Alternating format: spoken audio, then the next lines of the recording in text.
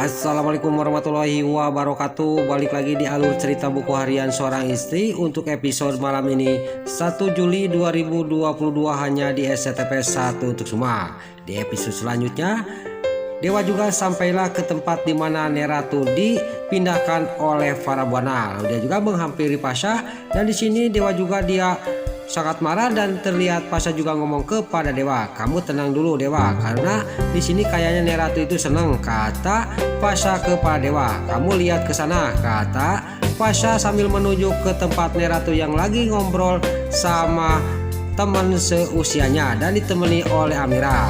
Lalu Dewa juga dia ngomong kepada Pasha, "Ya udah, saya akan menghampiri dan menemui Neratu aja," kata Dewa sambil dia juga pergi dari hadapannya Pasha.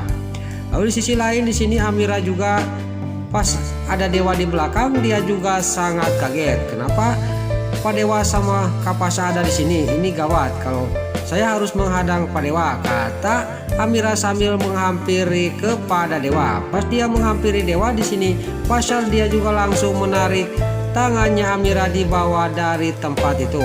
Lalu Amira juga di sini ngomong kepada Pasha, "Kenapa Kak Pasha menarik saya?" kata Amira kepada Pasha. "Kenapa kamu itu, Amira?" kata Pasha kepada Amira. "Saya nanti kalau Kak Pasha sama Pak Dewa di sini, saya akan dipecat sama para buana," kata Amira.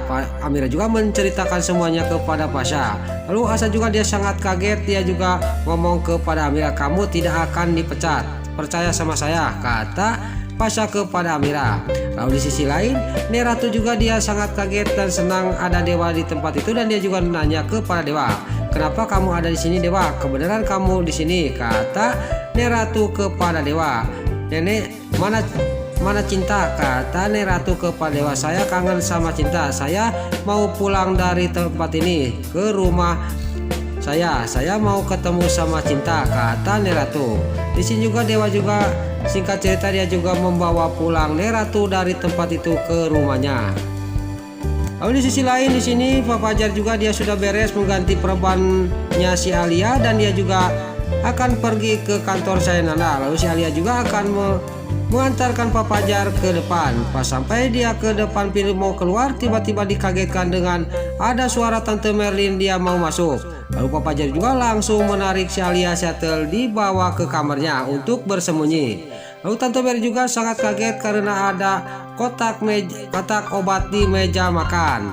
Di sini juga dia juga mendengar suara di kamarnya Pak Fajar, dan Tante Merlin sama Mbak Rani juga dia menuju ke kamarnya Pak Fajar. "Takut ada orang yang nyusup," kata Tante Merlin. Terlihat di kamarnya Pak Fajar dia juga sama si Alia Shuttle dia panik karena Tante Merlin sama Mbak Rani dia akan masuk ke kamarnya, dan Tante Merlin juga membuka pintu kamarnya Pak Fajar. Lalu Pak Fajar juga dia bersembunyi di balik pintu kamar, dan dia tidak sadar si Alia Shuttle di sini nangkot di pelukannya Pak Fajar, dan di sini juga Pak Fajar juga menang banyak.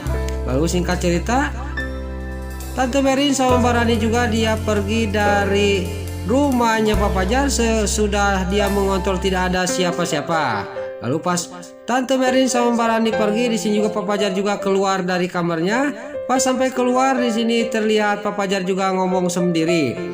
Lalu Pak Fajar juga dalam batinnya, "Kenapa saya kok sejauh ini sama si Alia?" kata batinnya Pak Fajar. "Tapi kalau tidak saya menolong, siapa yang akan menolong si Alia? Apalagi Panopal dia juga tidak mau mengakui bahwa dia anaknya Panopal." Terus ini juga Pak Fajar juga langsung pergi menuju ke kantor Cahayananda. Lain lagi di sisi lain di sini para buana sangat senang, dia juga ngomong sendiri di kamarnya, "Saya sekarang bebas. Saya bebas melakukan apa saja karena Mama Ratu tidak ada dan Dewa juga tidak ada." Tiba-tiba pas dia lagi senang-senang, dia mendengar teriakan Dewa memanggil dirinya. "Kenapa Dewa kok pulang lagi ke rumah ini?" kata batinnya si para buana. Lalu singkat cerita para buana juga keluar, dan Dewa juga sangat marah benar kepada para buana karena Neratu ditaruh di tempat itu. Terjadilah cekcok di sini para buana sama Dewa. Dewa juga sangat geram kepada para buana, dan para buana juga dia menunjuk-nunjuk kepada Dewa. Lalu Terlihat para buana juga saking dia keselnya dia tidak sadar dia langsung menampar mukanya dewa sampai ngabang kieng. Lalu pas dia menampar dewa dia juga sangat kaget, dia juga dalam batinnya dia ngomong, saya seumuran dewa sudah kayak gini saya baru menampar dewa, kenapa sisa ini, kata batinnya para buana. Dia juga sangat menyesal telah menampar mukanya dewa. Lalu di sini pas dia sudah menampar mukanya dewa, pas dewa lagi mau marah kepada para buana, tiba-tiba datanglah Neratu sama Amira dan Pasha menghampiri kepada dewa sama para buana. Ada apa ini, kata Neratu kepada dewa sama para buana. Lalu dewa juga dia tidak mau Neratu sok lagi, dia juga ngomong kepada Neratu, tidak ada apa-apa nih, kata dewa. Lalu para buana juga, saya cuman ngobrol aja mam, kata para buana kepada Neratu. Tapi di sisi lain Pasha dalam hatinya pasti dewa sangat marah benar kepada para buana. Saya tahu dari mukanya, kata batinnya Pasha. Lalu di sini Neratu juga ngomong kepada para buana, pokoknya makan malam dengan cinta harus dilaksanakan malam ini para, dan yang masak harus kamu, jangan dibantu sama siapa-siapa karena masakan kamu enak, kata Neratu kepada para buana. Di sini juga kita akan dibikin senang karena si para buana dia dibikin pembantu oleh Neratu. Pokoknya kamu jangan pesan makanan ke tempat lain, pokoknya kamu harus yang masak, kata Neratu. Di sini juga para buana juga sangat kaget sampai celawak, dan dalam batinnya dia ngomong, kenapa kok saya ini kok jadi kayak gini, saya harus dijadikan pembantu oleh Neratu, kata batinnya para buana. Lalu di sisi lain dewa cuma tersenyum aja. Lalu Neratu juga dia ngomong lagi sambil menunjuk-nunjuk kepada para buana, pokoknya sekali lagi saya ingatkan, kamu yang masak jangan dibantu sama siapapun karena kamu itu pintar masak parah, kata Neratu.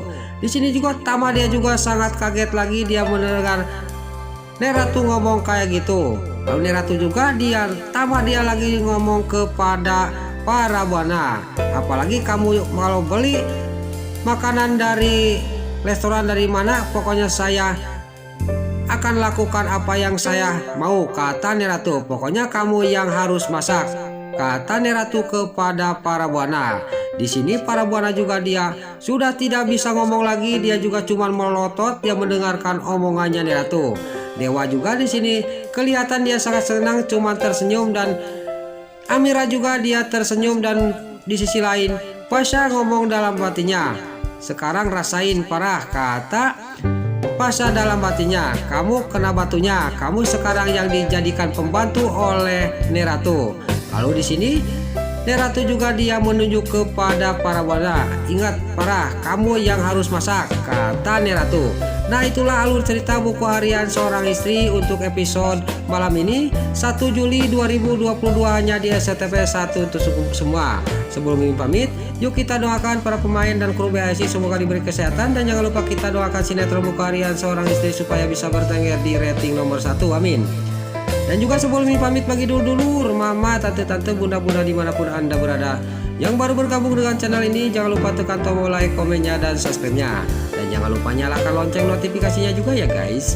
Dan juga sebelum Mimin pamit, Mimin mohon maaf kalau ada salah-salah kata dan kata-kata Mimin balelo lobati sawedat karena Mimin tos ngabudah. Mimin mohon maaf. Sekarang Mimin pamit. Wassalamualaikum warahmatullahi wabarakatuh. Salam sehat selalu dimanapun anda berada. Terima kasih.